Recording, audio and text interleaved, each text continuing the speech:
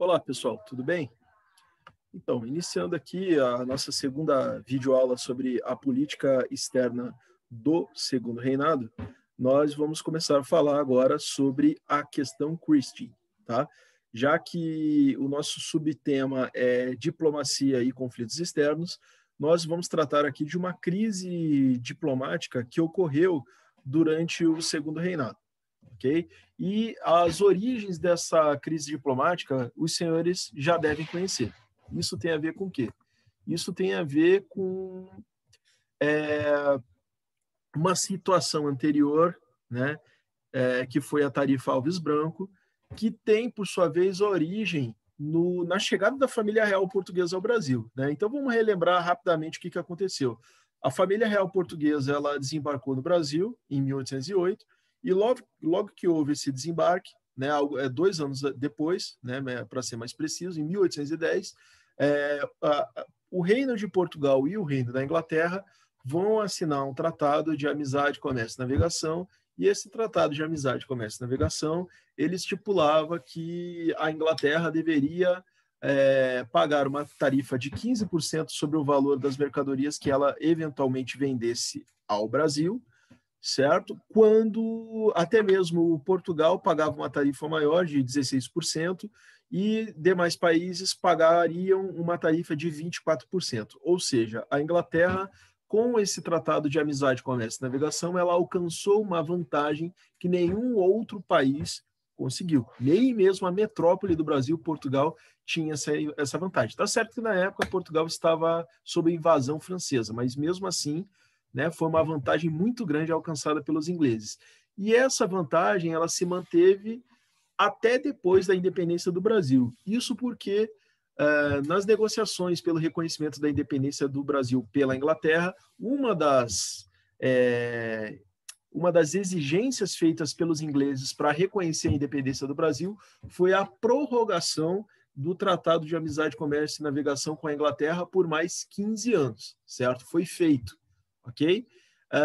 E aí, no meio disso tudo, também estava, né, ou estavam, as pressões que a Inglaterra começou a fazer sobre os países que importavam escravos da África, entre os quais se encontrava o Brasil, para que esse comércio fosse cessado, fosse interrompido, certo? E aí a pressão da Inglaterra também foi parte da negociação, né, da Inglaterra com o Brasil para o reconhecimento da independência do Brasil, e mediante essa pressão chegou-se no ano de 1831, já no início da regência, a chamada Lei Feijó, que foi uma lei que proibiu a importação de escravos pelo Brasil, certo? E essa lei, para quem não lembra, ficou conhecida como Lei para Inglês Ver, por quê? Porque ela não foi cumprida, ela foi descumprida, certo? Ou seja, a importação de escravos persistiu. Até que no ano de 1844, o governo brasileiro, precisando arrecadar mais com cobrança de impostos, elevou as tarifas de importação sobre mercadorias inglesas para 30%, caso os produtos ingleses não tivessem concorrentes no Brasil, chegando até 60% no caso de mercadorias inglesas que tivessem concorrentes no Brasil, ou seja, mercadorias que o Brasil também produzisse, certo?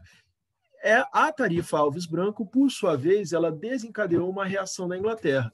A Inglaterra, como não conseguiu fazer com que o Brasil revisse essa decisão, então ela vai, em 1845, no ano seguinte, ela vai criar uma lei que é o chamado Bill Aberdeen, que já foi comentado em aula anterior, que foi uma lei que dava carta branca para a Marinha Inglesa fiscalizar o comércio de escravos no Atlântico Sul, ou seja, o comércio de escravos basicamente que alimentava a economia brasileira em plena expansão, na época da expansão da lavoura do café, certo? Então, teve início uma crise diplomática entre o Brasil e a Inglaterra, certo? Essa crise ela envolveu vários incidentes, certo? Que chegaram a levar, lá no ano de 1863, a um rompimento de relações diplomáticas entre o Brasil e a Inglaterra, certo? E aí, como é que se chegou a esse rompimento? Aí a gente vai entender que, no ano de 1859, tá? Vale dizer também que o Brasil, em 1850, para acabar com esse problema, fez, né, uma lei que proibiu definitivamente a importação de escravos para o Brasil, que foi a Lei Eusébio de Queiroz. Tá? De 1850 em diante, então, o Brasil deixou gradualmente, né, de importar escravos da África. Né? E aí vai haver o tal do tráfico interno de escravos, ou seja, as províncias do Norte e Nordeste vão começar a exportar escravos para as províncias do Sudeste do Brasil, para alimentar a expansão da lavoura, da lavoura cafeeira, que estava em expansão ali do Vale do Paraíba na direção do Oeste paulista. Ok? Bom, e aí nós temos que em 1859 assumiu a embaixada da Inglaterra no Brasil um diplomata chamado William Christie, tá? E William Christie era uma personalidade, vamos dizer assim, arrogante, né?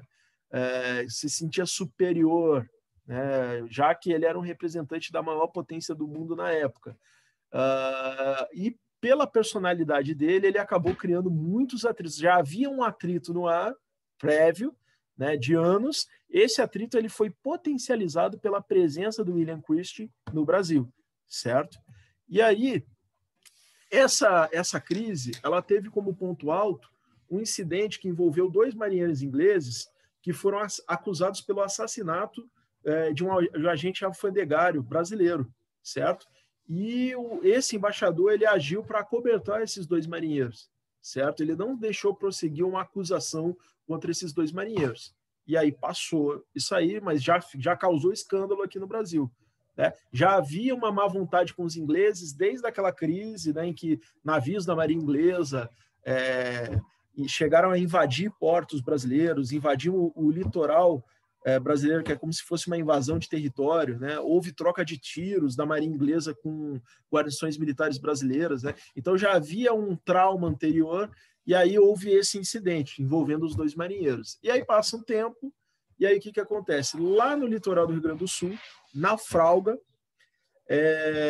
um navio mercante inglês, o Prince of Wales, certo? Ele naufraga lá no litoral do Rio Grande do Sul, e as mercadorias transportadas por esse navio mercante, elas vão ser saqueadas. Né? Típica coisa que brasileiro faz, né? Tem um caminhão virado na estrada, vai todo mundo lá saquear o que tem, né?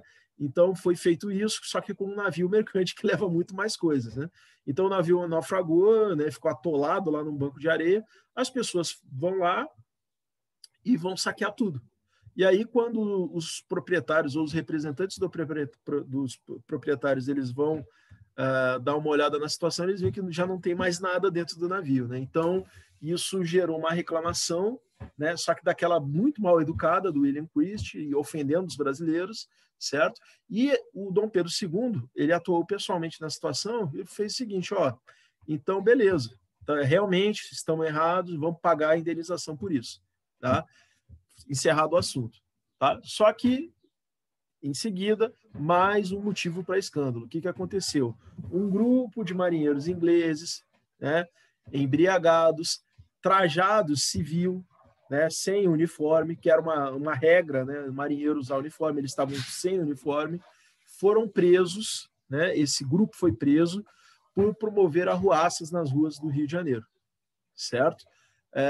Bem, e aí, quer dizer, esse incidente ele vai acabar provocando mais uma reação violenta por parte do William Christie, arrogante, violenta, certo? Que vai levar a um rompimento das relações diplomáticas do Brasil em 1863, ok? E aí essas questões todas elas vão ser inclusive colocadas para um julgamento internacional. Vão chamar uma terceira pessoa, o rei da Bélgica, Leopoldo I, e vão pedir para esse rei julgar quem é que estava com a razão, se era o Brasil ou a Inglaterra. Né? E acaba que o Leopoldo vai dar ganho de causa para o imperador, né? Para o Brasil. Né? Mesmo o Brasil tendo pago a indenização, ele vai dizer, não, o Brasil não precisava ter pago a indenização porque não foi culpa do governo brasileiro. Né? Pode ter sido qualquer um, pode ter sido brasileiro, pode ter sido outra pessoa que pode ter saqueado, né? Até um uruguaio, alguém assim que estivesse passando ali que poderia ter saqueado essa mercadoria. Não necessariamente foram brasileiros. Então, o governo brasileiro não responde por esse saque que aconteceu no navio Prince of Wales. Né? Enfim, então, né, criou-se uma situação complicada. O Brasil exigiu que a Inglaterra pedisse desculpas ao Brasil. Como a Inglaterra se recusou a pedir desculpas ao Brasil, então o Brasil rompeu relações com a Inglaterra em 1863. Tá certo, esse rompimento não foi para sempre, né? Ele durou 2 anos, mas houve um rompimento, ok? Enfim. E aí nós temos, né, a figura do William Christie, como ela era representada nos jornais brasileiros da época, certo? Aí ele sendo representado com um globo na mão, tipo assim, eu represento a Inglaterra, que é a dona do mundo, né? Algo desse gênero, né?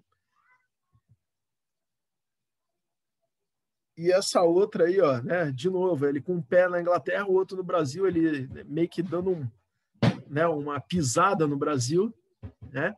Então, diante da recusa do Brasil em cumprir as exigências inglesas, o embaixador, né, inglês, né, exigências inglesas de pagamento, de indenização pelo Brasil e pedido de desculpas pelo Brasil, e aí depois o Brasil vai lá, entra um arbitramento internacional, o Leopoldo I ele dá ganho de caso para o Brasil e a Inglaterra se recusa a pedir desculpas para o Brasil, certo?